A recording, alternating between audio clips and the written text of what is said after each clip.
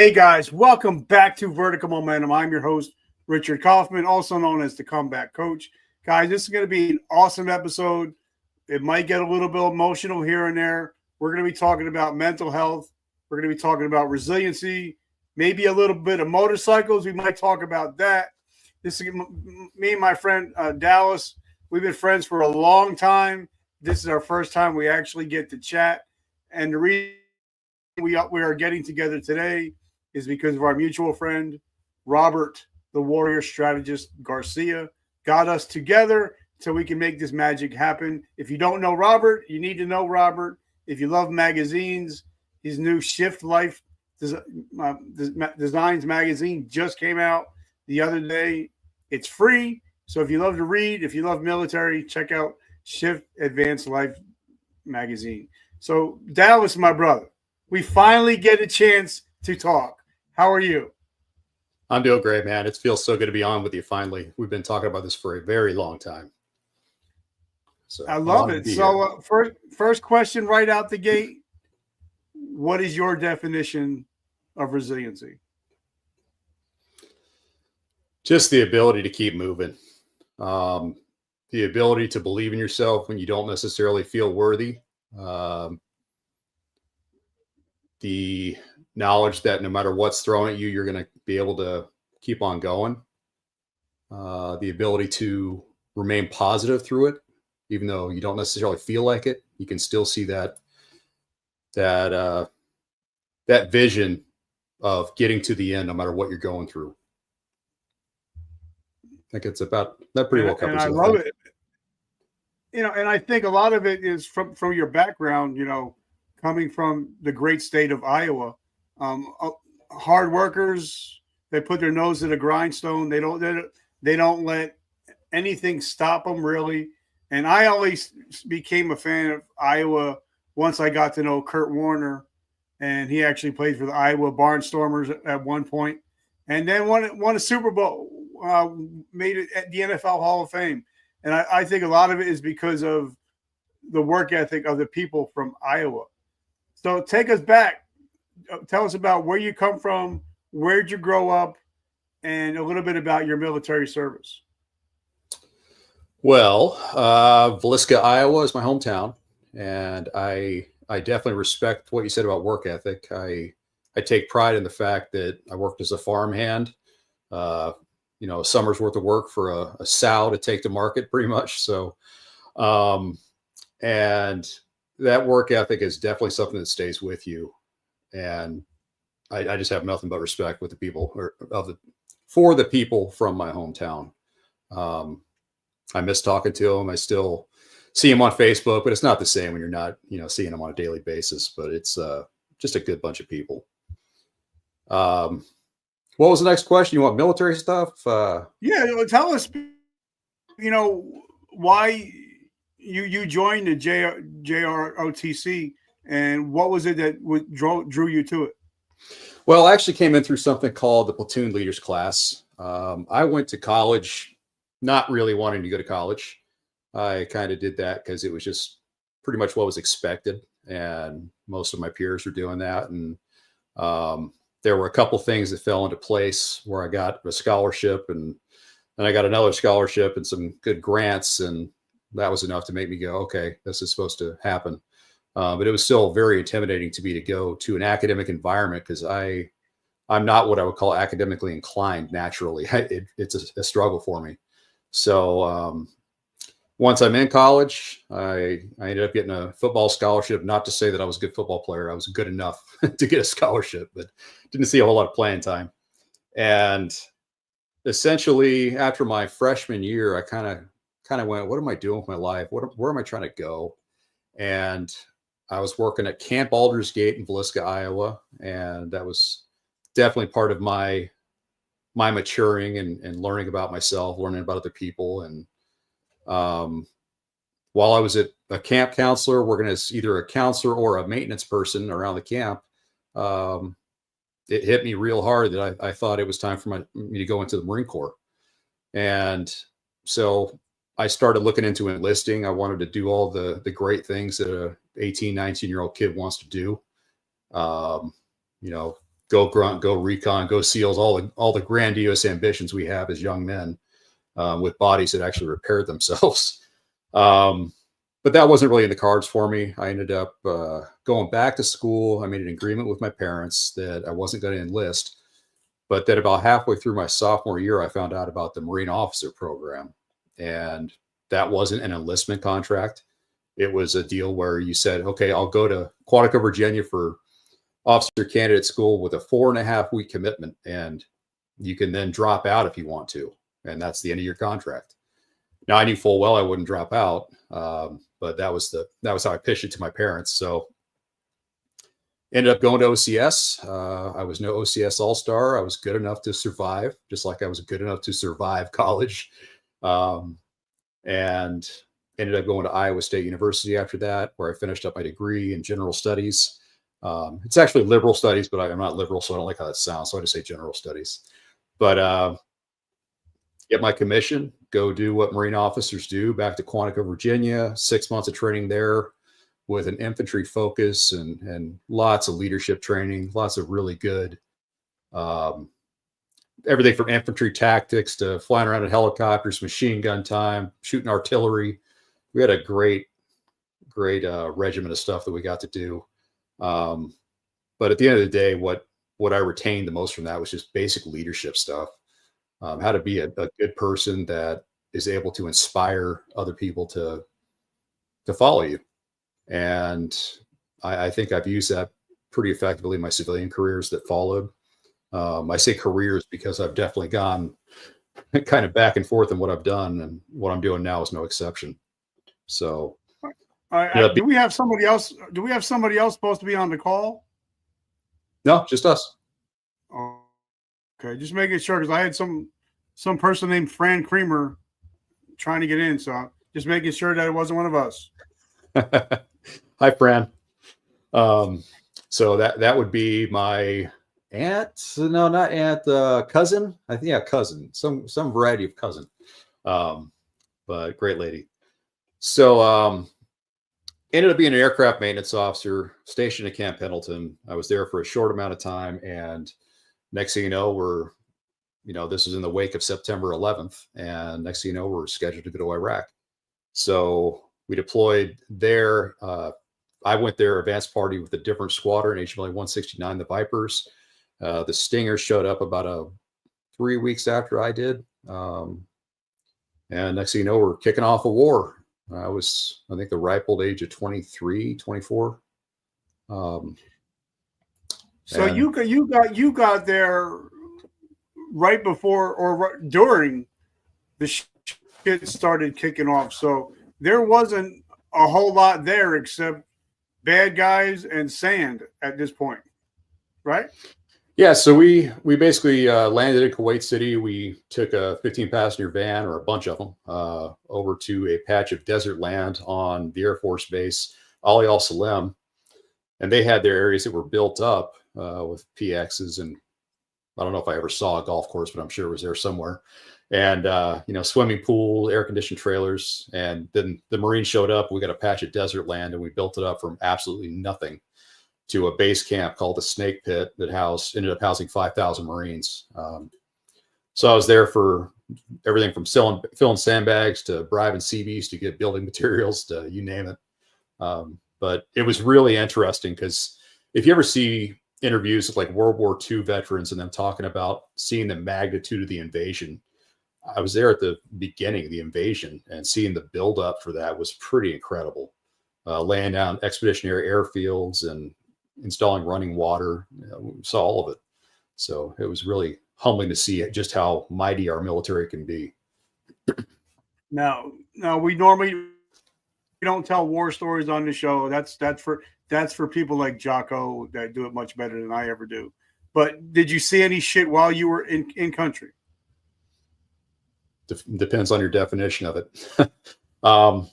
We saw plenty of Scud missiles that we ran from and hid in concrete coffins. They were basically just, I call them U-channels. They're just concrete about, I'm guessing 8-inch thick concrete, upside down U's that you kind of just go back and hope you don't get a direct hit. So we were working in a chemical weapons environment. We were at MOP 4 a lot of the time, which is military, protective, posture, chemical weapon Yep. stuff. We're walking around in very, very hot suits. It's already between 105 and 115 degrees on an average day. So we're just waiting for the booms to stop. We were surrounded by Patriot missiles. And the threat of chemical weapons was very real. You get a lot of arguing back and forth on whether they were there or not, but I believe they were. So you spent 6 months, and then you went. Then you guys got deployed other places around the world, right? So we came back to CONUS after about 3 months of being there. We turned our aircraft over to another squadron. They were none too happy to get a bunch of broken aircraft because then they have to fix them before they can fly them. So we were in CONUS for about 5-6 weeks, and then we redeployed to Okinawa, Australia, and the Philippines, and got to close out the year in fine style. I put on, I think I deployed to Kuwait weighing about 155 pounds, came back weighing like 130. And by the time we left Okinawa, I weighed like 170. So that shows what all that fine living will do when you're living in a barracks room in Okinawa. I was eating steak because I got tired of eating MREs. So how many years did you do total in the military? I just did one active duty tour, but it's kind of funny how the officer program works. I ended up with 11 years and some odd months on paper because the moment you go to OCS is when your contract really starts. And then you have the reserve time at the end of it. So, but one active duty tour, 4 years. All right. So let me ask, because normally if you're in for 10, you're in for 20. And a lot of people probably ask, wait a minute, why don't you just do the full bitch? So what was your thought process in getting out of the military, and how easy was your transition? Because like Sergeant Nick from our group, the Veteran Tribe, talks about, when you step off base, the military doesn't give a shit about you. Your phone stops ringing. A lot of us don't do the 20, so we don't get any money. And we lose the camaraderie that we once had with our former military friends, personnel, Marines. So what was your thought process in getting out, and how was your transitioning out? I got headhunted into a pretty good job, or at least I thought it was going to be a good job. And I won't name the company name. There ended up being a fair amount of integrity issues in the company that I work for. And I'm not here to bash anybody. But so my first job out of the Marine Corps was a wake-up call that it's a whole different culture out in the civilian world. You know, one day I'm leading Marines, the next day I'm negotiating contracts. And those are two very different worlds. And so the transition wasn't too bad for me. But at the same time, I saw a very big shift. I mean, definitely a paradigm shift and a values shift on the people I was surrounded by, different expectations, and very different culture. Corporate culture does not necessarily marry up with what we see in the Marine Corps. So luckily, I think one advantage I had going into it was I was on the air side of the Marine Corps, and we tend to work a lot more hours and days of the week than, say, you know, the grunts will go out for maybe a week or two, then they'll have a week, you know, several days off to recuperate. And air wing, we don't stop. We keep go and go and go. So that probably worked to my advantage a little bit. And as far as me getting out of the Marine Corps, what I did, I had made a promise to a couple of people that I was going to get out before I had a family, and I was looking forward to having kids and all that. So one tour is what I promised, and I kept my promise. You know, and I love my Marines. I love the mindset. Once a Marine, always a Marine. I think you guys have the best dress uniforms, hands down, ever, period, mic drop. But, you know, like I did a video yesterday on how important it is for people, for active duty soldiers, to start preparing to get out, start getting on LinkedIn, start building relationships, start building up your LinkedIn profile. So how important is it to start preparing before you get out? I would say on a scale of 1 to 10, probably about a 15. And the thing is now with social media and everything, I think it's so much easier to start that earlier on in the process and start networking and all those things. Because when I got out in January 2005, and I'm sure there was LinkedIn. I don't remember using LinkedIn, but I'm sure it was there. So I was kind of leaving the Marine Corps as social media and all that was really starting to get going. I didn't pay much attention to social media until I think I was out of the Marine Corps for the most part. We were so darn busy, didn't have time to. But yeah, I think definitely networking early on is not a bad idea. And it definitely doesn't do anything but good for you if you start networking early and planning. If I were in the military now, I'd be planning my outro like from the time I was in. Keep your resume up to date, document your training. If you meet important people, keep their number, because that may come in handy later. So and the job market can be very volatile. Yes, especially now, especially today, what's going on, it could be very, very volatile. And for me, I believe that I love the saying that your network is your net worth. And if that's the case, I'm a billionaire because my network is huge and I have so many people I can depend on. If I ever need anything, I can always go to my network. So now you get out in 2015. 2005. 2005, you got out. I'm sorry. All good. So, what is it like to get out?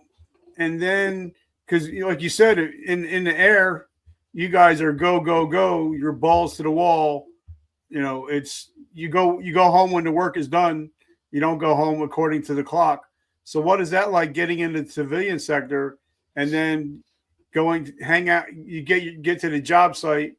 They get there at 9 o'clock, hang out by the water cooler, start working maybe by 10, take a lunch break. Then they're out by 5, and there's still so much work to be done. That drove me crazy. I'm like, how can you guys go home? We got shit to do. So how was it your transformation into the workforce coming from a up-tempo unit?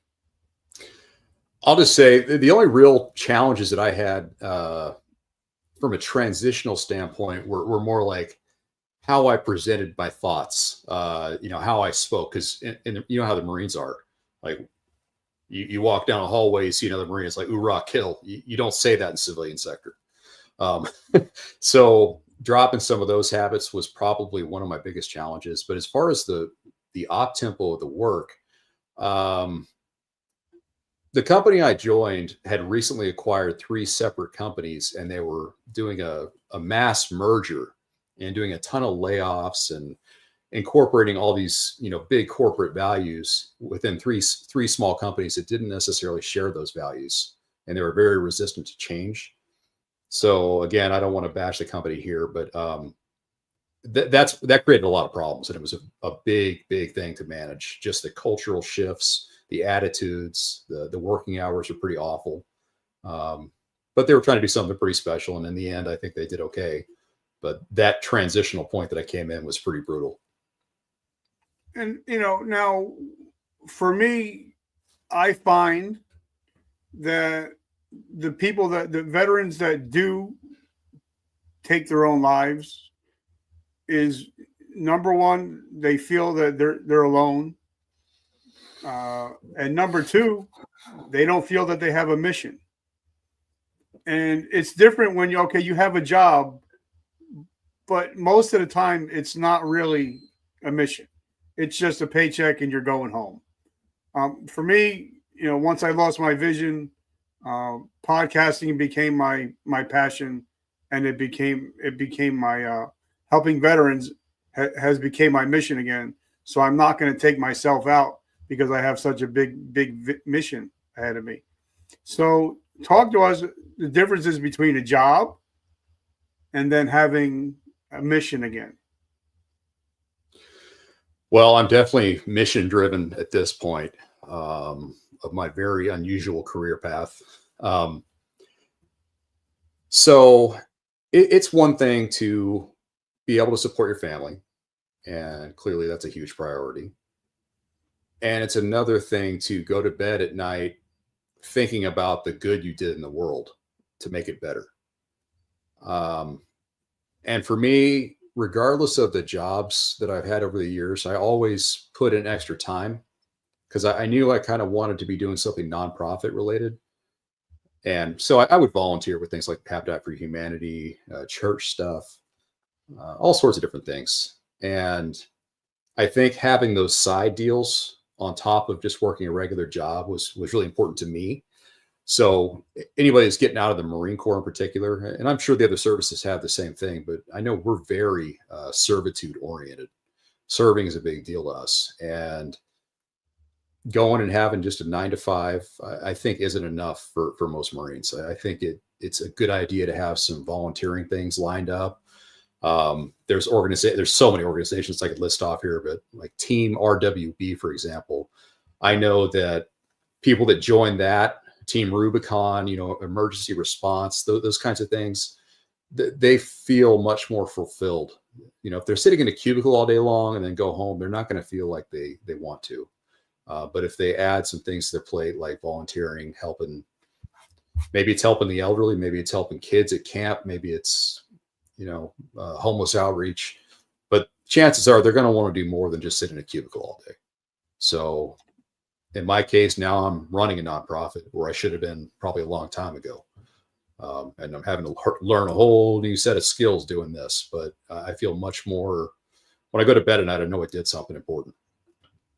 Okay, but now when I asked you to send me your bio, one of the things that's jumped out at me is you've lost friends, and so have I.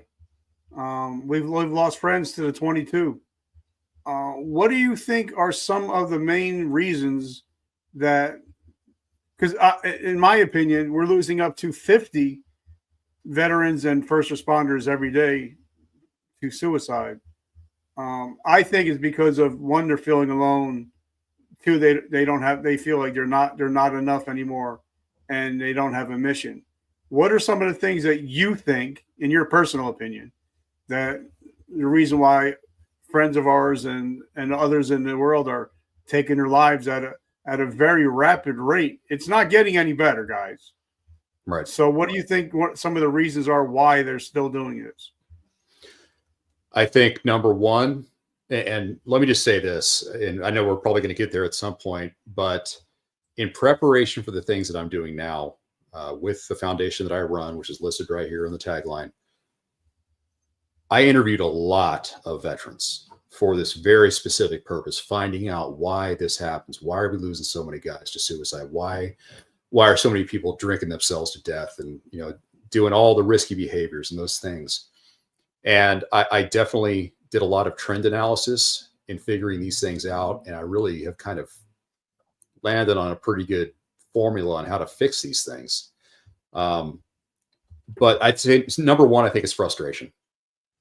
I think they are frustrated from everything from financially to the fact that, if they're working with PTSD every day, but they don't feel like they can share that with people that understand them. So say a spouse that doesn't understand it, doesn't want to understand it, just doesn't respect that it's real. I know that has the potential to really mess people up because they're trying to lean on the person that's supposed to be there for them. And if they aren't compassionate, that can do a lot of damage. So the stigmas can also be a big deal. So destigmatizing is going to be one of the biggest ways to get this problem to get better, at least. Developing understanding the civilian populace of why veterans are the way they are when they come home from war. It's hard to understand if you haven't done it. So, and unfortunately, the media that we have now, and we've had for a long time, I stopped watching the news in 2006. And there were a number of reasons for that I won't go into, but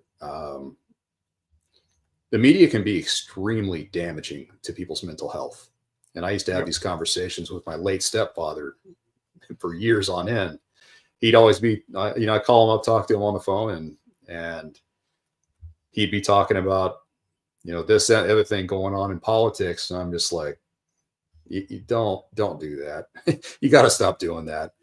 And the moment I stopped watching the media, or at least television news, my life got a whole lot better. My outlook got a whole lot better. So me too. I went on a news diet in 2020. I don't watch the news. My wife tells me, "Did you see this happen?" I'm like, "No, I don't know. You'll tell me." But I don't watch we don't watch the news because it's always negative, and it doesn't matter what channel you're watching. It's always because if it leads, it bleeds, and if it bleeds, it leads. So they're never going to show you positive stuff. So I don't even bother to go on it. But something you just said really hit home is my wife didn't realize what I was going through until we went to go see the movie American Sniper. That's a good where one. Chris Kyle is sitting in the chair looking at the TV, even though nothing's going on. And he just has that 1,000-yard stare. And my wife looked over at me. She said, "Now I get it. Now I understand." And I think, but for me, and if you follow me, and I know you have, I've tried to take myself out twice. And if it wasn't for my bride saving me the last time, because she knew I was close, and she just took me in her arms and held me for a couple hours until it passed. But in order for me to be humble enough to say, "Honey, I need help, or I'm going to eat my gun. I need help." And I think a lot of guys were all hoo and macho, and that whole man up bullshit is costing lives every day. I think we have to be humble enough to say, "I need help." What are your thoughts? I think that's exactly the passion that drives what I'm doing now. Let's just say I just had a podcast yesterday, and I was talking about the whole definition of insanity. You keep doing the same thing and expecting different results. Yep. And the whole 22 a day thing, like 22 a day is an effective tagline. People can remember it. It brings awareness to the problem. But I believe you're absolutely right, sir, that we're closer to the numbers that I've kind of landed on are around 38, probably on the low end. There's a lot of reasons. I've looked at a lot of official statistics websites and periodicals. I've read doctoral thesis on it, and the numbers are off. They're definitely off. And there's a lot of reasons for that, ranging, well, maybe I shouldn't even go there, but all I know is it's a big, big problem. And if we keep approaching it the same way, it's never going to get better. And the reason I'm running a foundation is to approach it in a very, very different way, very unorthodox, not doing what everybody else is doing. So I've got a formula that I'm building one day at a time, and I'm going to need a lot of help to do it. But I truly believe in my heart we can put a massive dent in this problem. That's why I'm leading a foundation. All right, so let's talk about. Let me just end up on where we were just talking about is 50% of the states don't even report suicides. So that number that we just talked about just doubled automatically. And then they don't talk about the guy or the girl that drank themselves to death, or the guy, the girl that drove off a bridge. So those numbers are really skewed. But let's talk about nonprofits, because there's, just like podcasts, there's 1,000,001 nonprofits out there. Some great ones, some not so great ones. I have a friend that actually runs one, and I'm not going to mention his name because he's a friend of mine, but he's a pain in the ass. Because he doesn't run the nonprofit the way I think he should, where you shouldn't have to beg for money. You should always be providing value, and you shouldn't be hijacking people's posts on social media. I'm just saying. So what made you decide to get into the crazy world of of nonprofits, because it's tough out there, especially in a tough economy. It's even tougher to get people to open up their wallets. It most definitely is. Well, first of all, I probably underestimated the work effort it was going to take. So I'll come out and say that. But this journey that I'm on has definitely been one that I didn't expect to be on. I knew I belonged to the nonprofit space. I knew that I've wanted to be a business leader for a long time, just because I think my ideas are a little different for how to run things, and I'm very creative, and I kind of want to have autonomy and decision making on whether it's profit or nonprofit. I think I need to kind of be at the tip of the spear, and that's probably built upon my background too. But what is the question I'm answering now? Because my brain went all over the place just then. Forgive me. Well, like I said, nonprofits. One of my great friends, Patrick Kirby, is the nonprofit king. He can raise money for anything, but I think there's a way to raise money, and I think there's a way for people to invest in the mission. Because if you're just trying to raise money, then eventually the people are going to dry up. But once people believe in a mission, then they're more likely to get behind it, because there is a mission and people love to get behind missions. So talk about what your first experiences were starting your nonprofit. Well, my nonprofit is, again, Warriors of the Wind Foundation. It is literally the result of people daring me to do things, and me being, I don't want to say dumb enough, but sometimes I feel that way, to take these dares. So I got dared to make a YouTube channel. Then I got dared to make a documentary. Next thing you know, I'm putting together a miniseries and founding a nonprofit to fund the miniseries. That's how this unfolded. And I've started with this one vision in mind, and thankfully I had the wherewithal to go, I need to bring in some really good business minds, as well as veterans who really understand the goal here, to help me kind of navigate this very tough journey. And so I started this thing to do a mini series, because I know that's how we're going to get to the most people and save the most people, because we need to get to the people that are isolating. They're not going to see anything out, driving around. They may not have YouTube access. They might just have network television.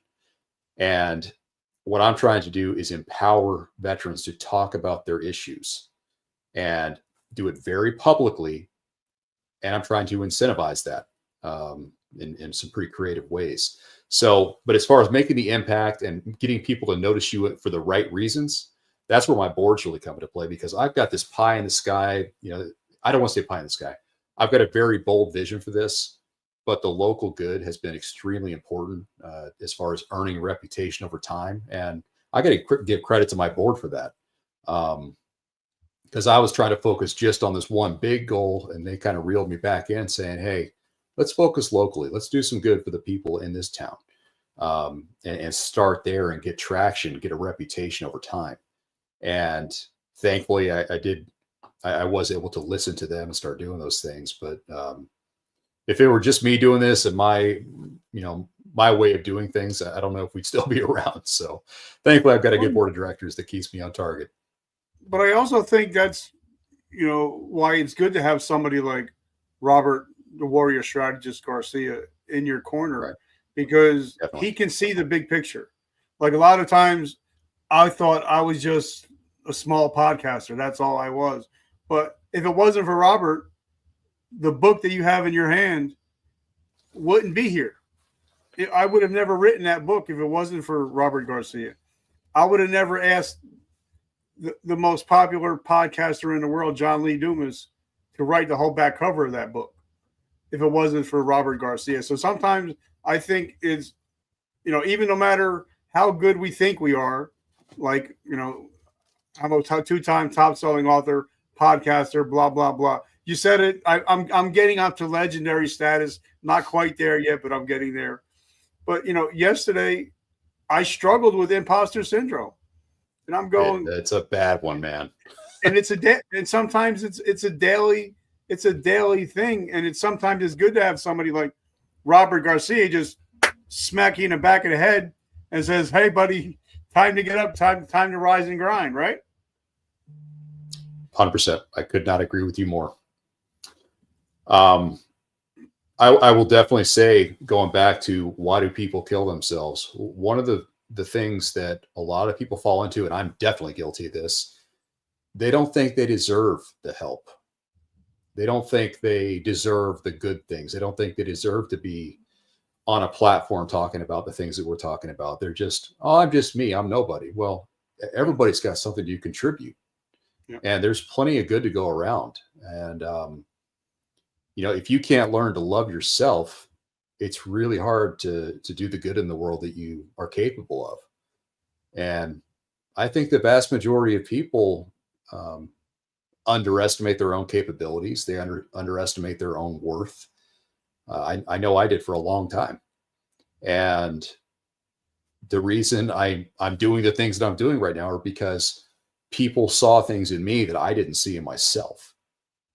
And one piece of advice I give to anybody who's struggling mentally, thinking that they're worthwhile, is have people told you your whole life something about you that you don't necessarily believe? Because just speaking about myself, for example, most of my life, people have told me I belong on the radio. I've had a lot of people tell me I belong on television, belong in politics. Now, I don't want to be in politics. I'll tell you right now. I don't particularly want to be on TV, but it's going to be necessary to do the things that we're trying to do. So listening to those people is a really good idea, because I didn't start having a lot of positive things happening until I started implementing things that people have been telling me my whole life that I didn't start doing until like 2 years ago. I'm 46 years old.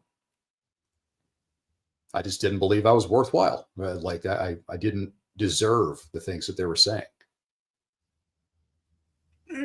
But, okay, so let's talk about age a little bit, because I find that once people get in their 40s, 50s, they stop competing in life. Like for me, I'm 56 and I feel like I'm just starting. I mean, I feel like I got so much more going on ahead of me. I got a movie coming out soon. I got another book in me. I feel like I'm just going to crush the next 10 years. But, so when guys get out of the military, and girls, once they have to start a second career, a lot of them start competing or stop competing. Have you seen that a lot, that people they get fat, dumb, and unhappy and stop competing?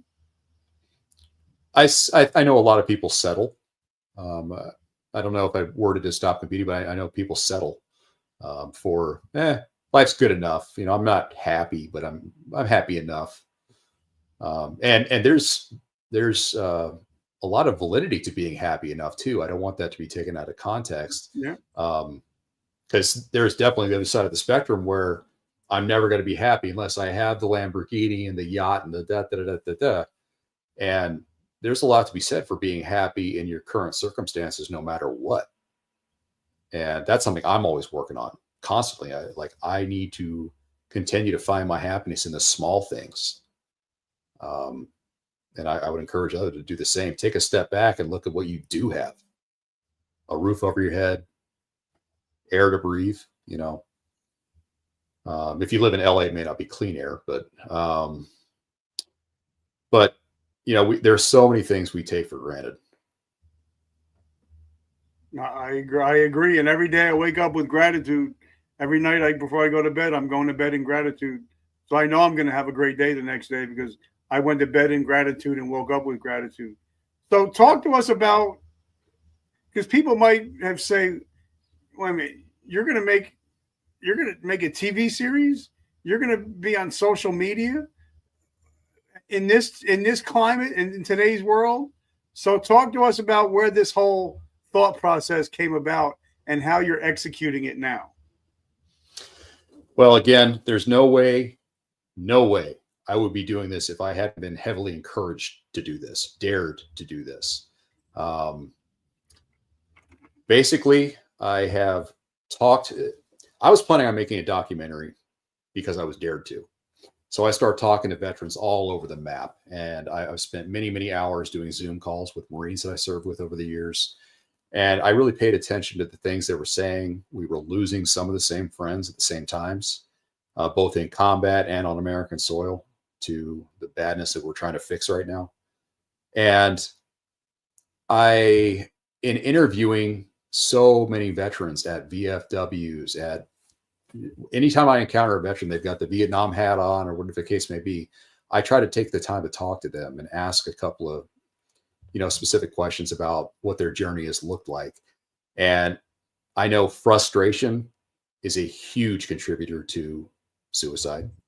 Again, the stigmas, not feeling like you can get help, not feeling like you deserve help. Everybody deserves help. And it's okay to ask for help. And I've done it. I've gotten help in different ways from different people, whether it was calling my best friend or just going, I've been mentally down for a really long time and I've got to fix that because I didn't want to become a statistic. And just believing you're worthwhile is so important. And everybody is on some level. There's something that you're here for. So now, what are you doing with this documentary? Is it being filmed? Is it being made? Where are you at? Where are you at in the project? So I believe we've got 5 total filming sessions for the pilot that we're going to submit to Angel Studios. 2 sessions left. I'm not going to give you too many specifics, but what we're waiting on right now is a motorcycle donation to give to a veteran we've chosen as the first Warrior of the Wind. We met him last July through a veteran service project. And essentially this guy had been isolating in his home for the better part of 4 decades. His name's James. We've already given him the road name Beta because of beta testing. He's our test subject to help us figure out how to do this right. He's doing it very willingly. He's having to step out of his comfort zone after being alone, isolating, depressed, immobile. He was using a walker when we found him. And what we found is getting him reconnected with people he understands has healed his mind so much that his body is following in suit. He's getting the help he needs that he wasn't necessarily getting before. And the reason for that is because all of a sudden he's in a pinch. He doesn't know what to do. He asks the VA for help. The VA sends a bunch of veteran bikers over to his house in Farmersville. And all of a sudden he's back surrounded by people he understands. You know as well as I do, veterans, we're a whole different breed of people, especially people who've been to war. And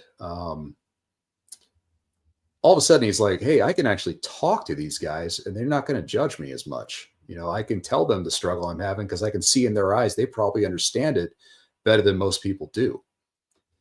And so very soon after this, even the same day we met in July of last year, I started asking him some questions. And I'm like, I've started this foundation for people like you that need some help, that are struggling.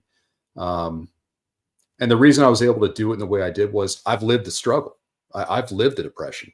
And I know that being connected with veterans, and for me in particular, being on motorcycles while connecting with veterans, is incredibly powerful. It's a little bit of everything at once, ranging from mindfulness and meditation on the road to you ride to a restaurant, you stop there, and all of a sudden you've got things to talk about like, hey man, how's your home life? How are things looking for you for real? Like you're out, just the 2 of you, maybe it's the 4, maybe it's 400. But you get these conversations after having that experience together on the road. You're taking a break, and that's when the real magic happens, because you're talking to these people about, man, did you see that bear we almost hit? There's a cow on the road, and you've got this euphoria about you that lends itself really well to talking next about, so, man, we're feeling good, but how's life really treating you?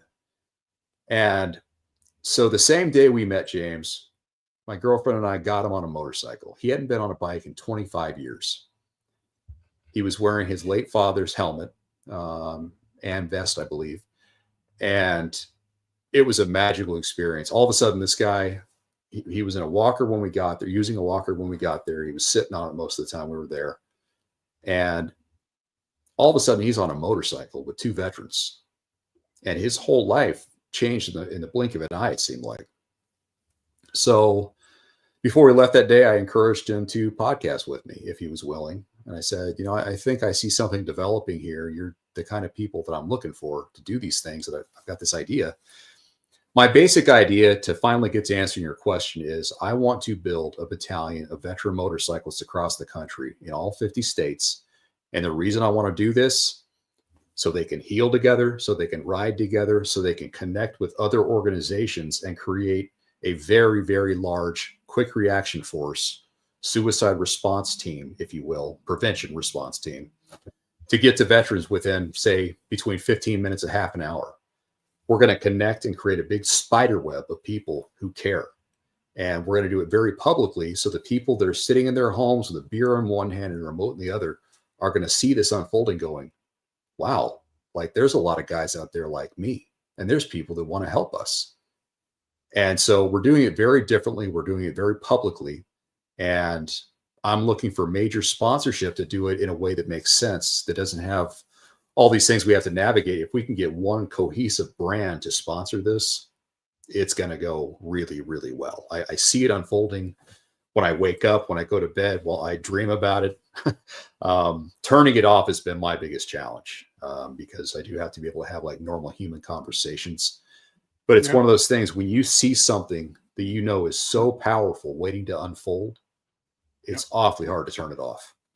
Yeah, I get it. Like for me, my goal is to help 30 million veterans and 30 million first responders find their mission again. And for me, it's sometimes I can't sleep at night. I'm so excited, and my mind is always churning and stuff like that. So I get it. But, let's talk about for a quick minute is, a lot of the guys and girls that are coming back from Afghan or, have spent a lot of time on the global war on terror. They don't want to go into the basement of a VFW and drink and get stupid and just talk about the old times. A lot of them, they want to go hiking. They might want to go fishing. They might, they might want to go motorcycle riding, because it gets them out of their head for a while, and it gets them to be around their kind of people. And I think that's why VFWs, and I'm going to piss people off, but that's okay. VFWs are dying a slow death, but they're dying because nobody wants to go and talk war stories. They want to go out and, like I said, join the Silkies, marching, rucking, fishing, camping. My friend has a campsite for veterans and first responders.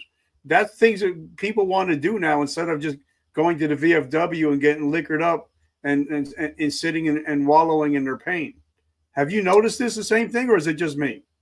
I've absolutely noticed the same thing, but you saying it that way frames it a little bit differently for me. And I'm really glad you did that, because what I'm thinking now is the reason VFWs are the way they are, which bothers the heck out of me. I've talked to a lot of younger veterans, or my generation or younger veterans, that you're saying, they're not going. And to me, not going to those places is depriving previous generations of veterans the opportunity to share their stories and imbue their wisdom in us. By the same token, if you really think about it, Vietnam vets, I can understand why they would want to isolate in a little basement somewhere and get themselves liquored up, because they weren't welcomed home properly. We don't have that experience now. We're welcomed home with open arms for the most part. And so, we come in as, I don't want to say as conquering heroes or anything like that, but I know when victory was declared in Iraq in 2003, it was a big deal. Airports, people are clapping, "Hey, good job, guys," and I'm sure there was parades and things like that. I didn't really see those things. I was getting ready to ramp up to go halfway around the world again, but I know they were happening. And if you think back to the Vietnam guys, there was no fanfare. There was, let's just avoid the civilian populace altogether. So it makes a lot of sense, but I think we need to continue. And that's part of what I'm doing is, if I were to throw out literature from my foundation, our foundation, a lot of it talks about the importance of intergenerational connection. So Iraq, Afghanistan, Syria, wherever, connecting with Vietnam vets, connecting with World War II vets, and hearing their stories, let them pass on their legacy to us. And they're going to ask questions about our stuff too. They're very curious. I've talked to enough people to where I've sat in a VFW talking with a Korea veteran about, how it went for us with Iraqi freedom. He was very interested about those things. So I think it's extremely important that we connect, and I'm trying to create new ways for us to connect. So I may be bypassing your question a little bit, but I'm trying to get you the answer you need. What we're trying to do is not only put a bunch of guys on motorcycles, but we're also trying to put together a network of ranches across the country. So just like to your point, a place for veterans to congregate that isn't a basement.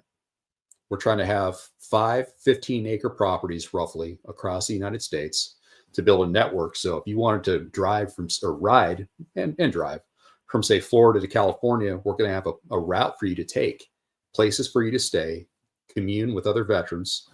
And we're going to have things like homeless outreach. We're going to have things like equine therapy, yoga, meditation, gardening, art, music. And it's just going to be a property where you have a solace. It's a safe place. And hopefully we're going to station them close to where I'm at right now. I'm surrounded by 3 national parks. I've got Sequoia National Park, Yosemite, and Kings Canyon right around us. And Lemoore, there's not a whole lot to look at directly in Lemoore. It's a bunch of farmland, but very short trip. All of a sudden, you're surrounded by some of the most beautiful places on earth. And these are the kinds of places we're trying to build up ranches for people to come, get reconnected with nature, get reconnected with people they understand, and get the help they need. So, and before I knew I was going to have you come on. And by the way, thank you for investing in me and trusting in me, helping your podcast and stuff like that.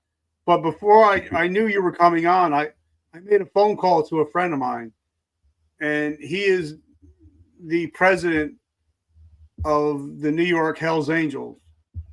And we were talking a little bit, and we were talking about your mission. He's like, that is awesome.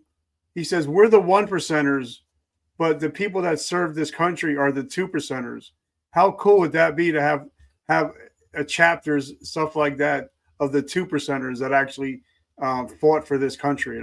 And so, and he said that he really gives you big ups. He said, because when people came home from Korea and Vietnam, they made up most of the Hells Angels because they needed a home again, and they wanted to ride.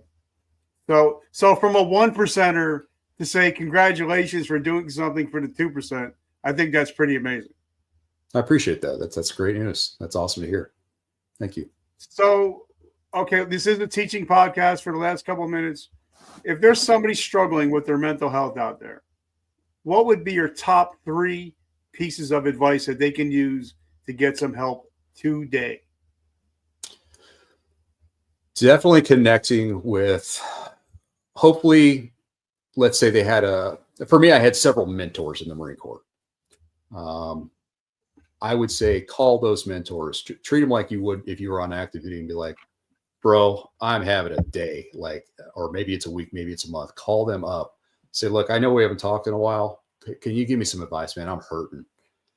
Being humble enough to go, okay, yeah, I'm a big war veteran and I did these cool things. And a lot of people see me and they think I'm a big deal because I was whatever.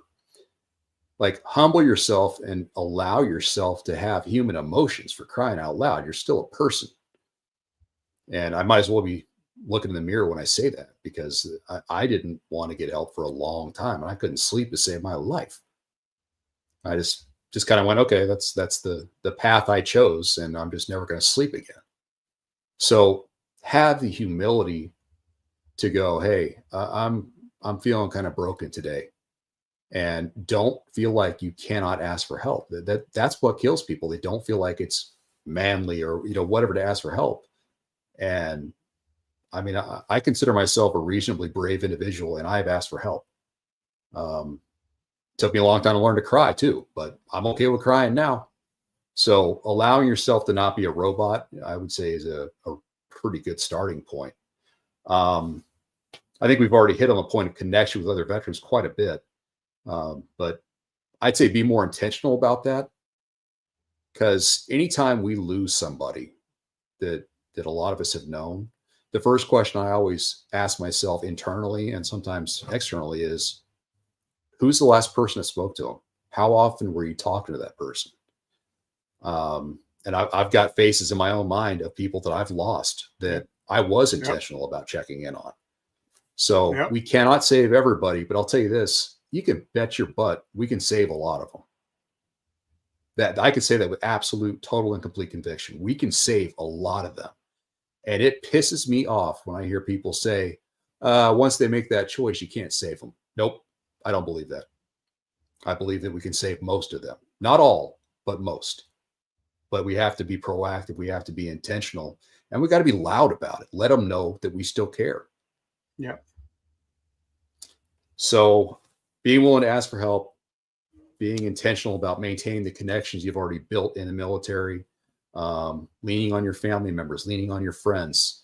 I guarantee if you're in the military and you've got friends from your hometown that didn't serve, they're going to be awfully glad to hear from you if you need somebody to talk to. And they will be compassionate, probably much more than you realize. So you don't have to call them as a former conquering hero. Call them as a person and say, hey, bro, like, I know I haven't seen you in 10 years. I could use somebody to talk to that's not in my usual circle of friends. And be humble enough to take their advice, to just open up a little bit. For me, I'll tell you, there was a tipping point for me. And this is one of the reasons I don't watch the news. I was watching the CNN casualty index. So I believe it would have been 2006. And it's something I checked multiple times a day, every day. And I was looking for the names of people that I had personally served with in the Marine Corps to see if they had been killed. So I would alphabetically scroll through that entire index almost every day. Yeah. And I think they had them like red delineations on the guys that had just passed away. And so it was a little easier to scour the list. But I remember looking at that list, and when the number hit 30 people that I had served with that are no longer with us, that's when I broke. Something in me changed that day. And the numbers have continued to grow, and that is what it is. It's just the nature of what we do, I suppose. But be careful about the kind of information you're loading your mind with. I'll say that. Yes. Yes. You know, because just because you were required to be a tough guy, you know, totally, I'm not saying male or female, a tough individual to go do these tough things, you don't have to be tough all the time anymore. Like, it's okay to go, hey, I feel sad today. Maybe I should talk to somebody. And I know I'm kind of reiterating that ad nauseum, but it's really important. So I truly think frustration and fear are the things that cause suicides. Fear of, I'm going to lose my pride as a man if I go, hey, I'm broken. Okay, you may lose your pride a little bit, but at least you get to wake up tomorrow and try again. And that's the part that always gets me, is like, you completely gave up on the opportunity to have a better day tomorrow. And I think this is a point that I try to make when I'm on the phone on crisis calls, I call them, and I've been on many of them. There's a metric out there somewhere in, you know, psychological research land of the average trickle-down effect that a suicide has to friends, family, coworkers, the world in general.